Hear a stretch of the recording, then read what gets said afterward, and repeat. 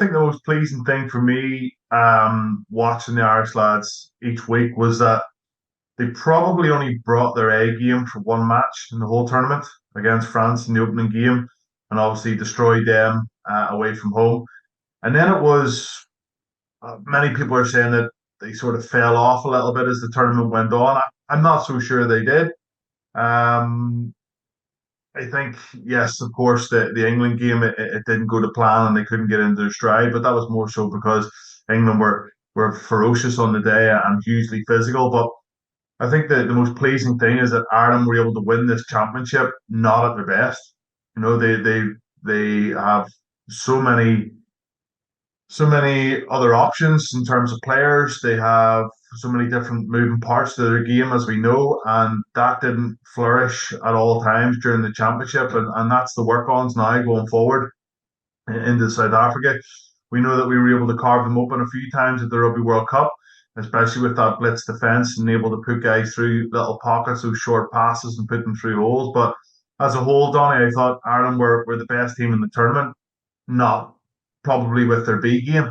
And like, is that me being arrogant or is that me being disrespectful to the other teams in the competition? Absolutely not. It's just the standard that Ireland have set themselves in the last couple of seasons. And, you know, Jeff Wilson, who we actually mentioned on our RTE before the game at the weekend, he was talking about Ireland, you know, couldn't win all these big games. And like, the only games he's talking about is a couple of games at the Rugby World Cup. That's it.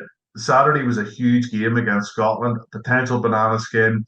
Scotland, you know, got off to a really good start, played some good rugby, but Ireland got the job done. So Jeff Wilson can, you know, retract a lot of those comments, and even though he didn't win anything as a player either, a Rugby World Cup that is. So we'll wait and see how the Irish team go down in South Africa, because that's going to be the big test. That you know, Andy Farrell's come out and said about them being the best team in the world, and Ireland are going to go down there as the second best team in the world.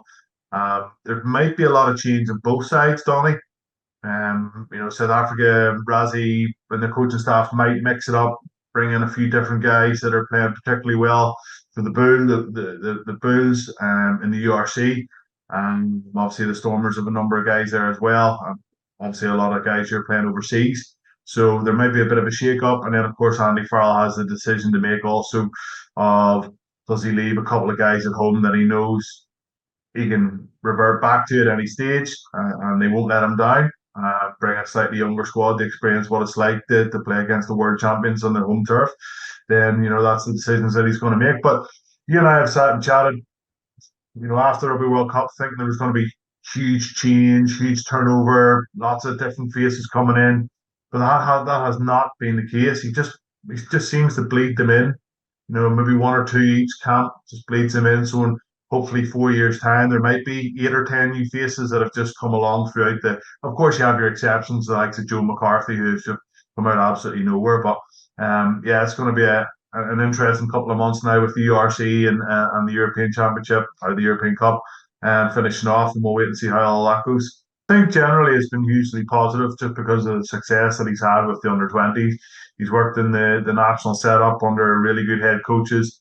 He obviously came on board with the Irish team as a kicking coach, and then has you know, added a few strings to his bow with skills, and obviously in as a more of a head coach role. I think the director of rugby title is now gone, Donny, from Ulster Rugby, and that's what sort of Dan McFarland had. He had director of rugby and head coach after his name, and I believe now Bryn Cunningham sort of stepped into that role just to let the coaches coach, and that's it.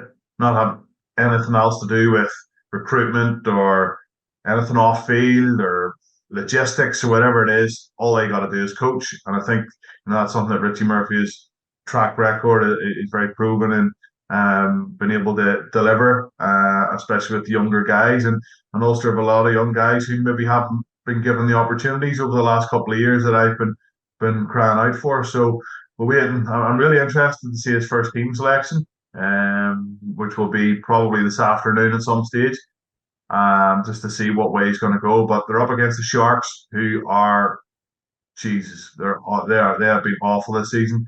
Some of the players that they have, like, they should not be where they are. And if they're gonna finish their season off on a bit of a high, then they need to win at home and they need to beat Ulster at home. But where they are in the table, I can't see that, and I fancy Ulster to go down there and get a result.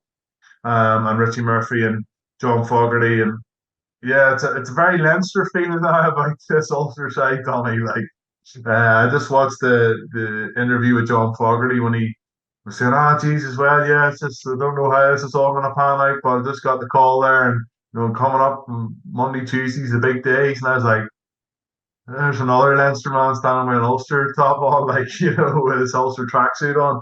And yeah, here, listen, if he delivers, and as he has done, I think the Irish scrum has been excellent over the Six Nations. Of course, he's got brilliant players to use every week, but he's also got some half decent talent at Ulster to work with, and we'll see how that goes. He's also a very positive, enthusiastic, confident coach who has good relationships with the players. He's not running around pissing everybody off. Like, I believe that's what was a nail in the coffin for Dan, that everybody was just fed up with it. And it just seems to be a fresh lease of life that has been put into this Ulster side, albeit from a couple of Leinster men.